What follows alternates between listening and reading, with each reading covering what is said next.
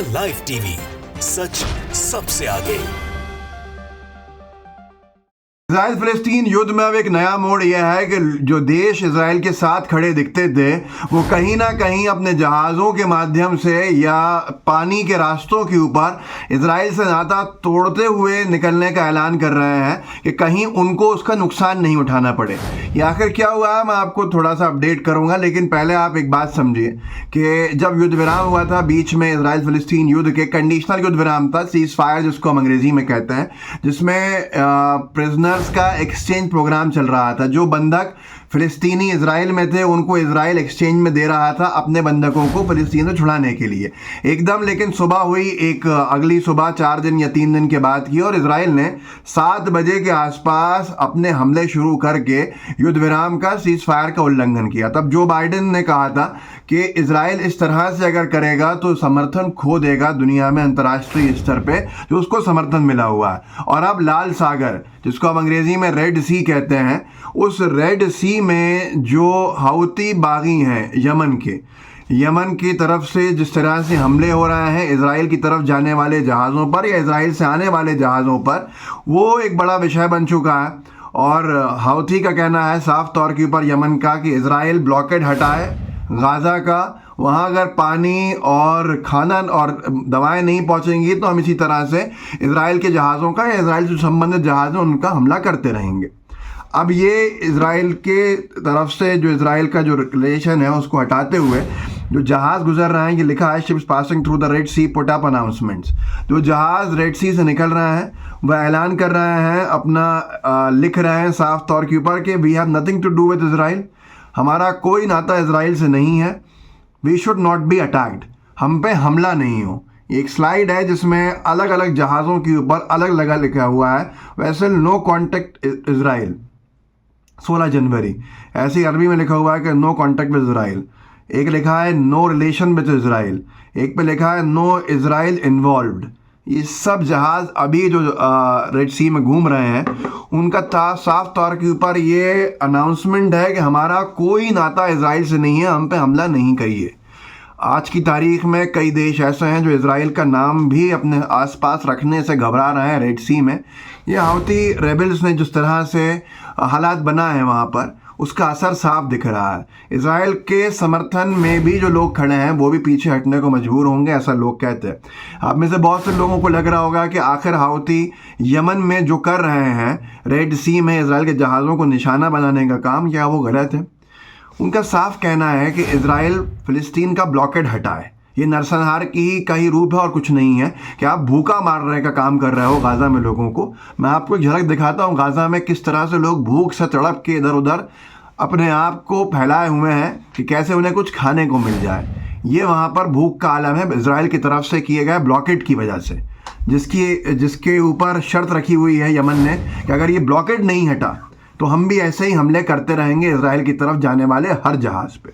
देखिए ये Palestine online ने डाला इस वीडियो को, और इसमें आप जो लोगों को देखेंगे समुद्र के किनारे या दरिया के किनारे, वो लोग फ़िलिस्तीनी हैं, गाज़न से, गाज़ा के हैं, और ये 100 दिन के ब्लॉकेट की वजह से आज भूख के शिद्दत से यहाँ घूम रहे हैं सड़कों के ऊपर, इस किनारे के ऊपर, सब तरफ देखिए।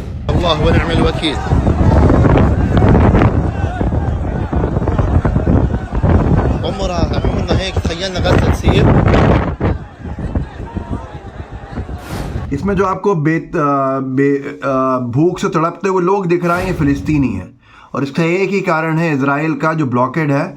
जिस तरह से इजराइल ने ब्लॉकेड किया है कि दवाएं, खाने की चीज़ें, पानी ये पहुंच नहीं पाए फ़िलिस्तीनियों के पास गाज़ा में, तो ये नरसंहार नहीं है तो क्या है? ये नरसंहार ही तो है ना। इसी के बदले में यमन ने हमला करना शुरू किया है इजराइल के जहाज़ों को कि हम भी नहीं पहुंचने देंगे जहाज़ों को इजराइल तक अगर इजराइल ने ये ब्लॉकेड नहीं हटाया। यमन के जो हाउती बागी हैं उन्होंने तो नाजी स्टाइल में, नाजी सल्यूट में एक शपथ ही ले ली है कि हम इस तरह से जब तक हमले करेंगे जब तक वो नहीं होगा ख़त्म। ये आपको दिखाता हूँ मैं, ये ज़ेचराई शराबी करके एक हैं, शराब, उन्होंने इस वीडियो को डाला है कि ये नाजी सल्यूट के साथ परफॉर्म कर रहा है सल्यूट, और जो इजरायली हैं उनको ये कर्ज कर रहे हैं। इन्होंने एक यूएस ओन कंटेनर शिप को अटैक किया था बैलिस्टिक मिसाइल से कल रेड सी में। देखिए इस वीडियो को।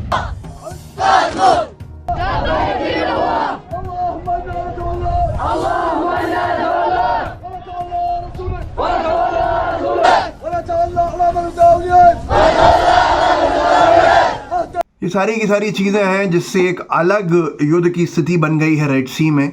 और यूके के सरकार जो है वो बार बार ये कह रही है कि रेड सी में जो स्थिति बनी है, परिस्थितियां बनी हैं युद्ध की यमन से, वो गाज़ा से उसका लेना देना कुछ नहीं है। जो लोग हमला कर रहे हैं गाज़ा को बोल करके आप गाज़ा का ब्लॉकेट हटवाइए, और यूके का प्राइम मिनिस्टर और उसकी सरकार ये कह रही है वहाँ पे उनकी कि उससे कोई लेना देना नहीं है, डाइवर्जन है सिर्फ अटेंशन का। ऐसे ही शेल ऑयल का जो कंपनी है वो जैक्सन हिंकल करके उन्होंने लिखा है कि Shell oil has halted all red sea shipments indefinitely citing fears of escalation after US and UK strikes in Yemen. US और यूके ने जब से हमला किया यमन में, तब से शेल जो ऑयल है वो उसने घबरा के डर के वहाँ से अपने सारे ऑपरेशन, सारे जहाज़ों के मूवमेंट को रोक दिया है। अभी तक बताया नहीं है कब तक रोका है, मतलब एक लंबे समय के लिए रोक दिया है, क्योंकि उसे खतरा है कि जैसे यूएस और यूके ने खुल के हमला कर दिया यमन पे, इसका जो टारगेट हो बनेंगे और इसका जो परिणाम होगा वो उनके जहाज़ों को टारगेट करके लिया जाएगा। तो शेल ऑयल अब रेड सी में नहीं चलेगी जब तक कोई पोजीशन, कोई सिचुएशन ऐसी ना बने जिससे कि ये यमन की तरफ से टारगेट किए जाने वाले जो जहाज़ों का मामला है ये रुके। आपने देख ही लिया गाज़ा में कैसे ग्राउंड इन्वेजन में कोई भी गोल पोस्ट जो है इजराइल अचीव नहीं कर पाया, कोई गोल उसका अचीव हुआ नहीं है, ना अपने बंधकों को छुड़ा पाया है, ना हमास को ख़त्म कर पाया है, तो वहाँ से भागने का काम कर रहा है। ये वीडियो देखिए, इजराइल की टुकड़ी जो है फ़ौज की वो गाज़ा को छोड़ के वहाँ से निकल रही है। देखिए इस वीडियो।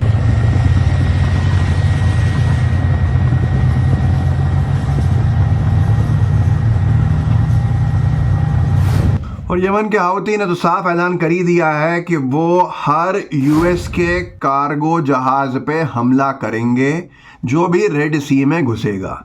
अब एक तरफ से अगर देखा जाए तो यमन का एक तरफा राज दिख रहा है रेड सी में, और या तो यूएस बहाना बना रहा है उनके माध्यम से गाज़ा की लड़ाई में कूदने के लिए, या फिर वाकई में यूएस को मजबूर कर दिया है हाउतीज़ ने इस लड़ाई के अंदर पीछे हटने के लिए या ब्लॉकेट हटवाने के लिए। आप सोचिए अमानवीय कितना, जो बाइडेन सरकार को अब चुनाव फेस करना है।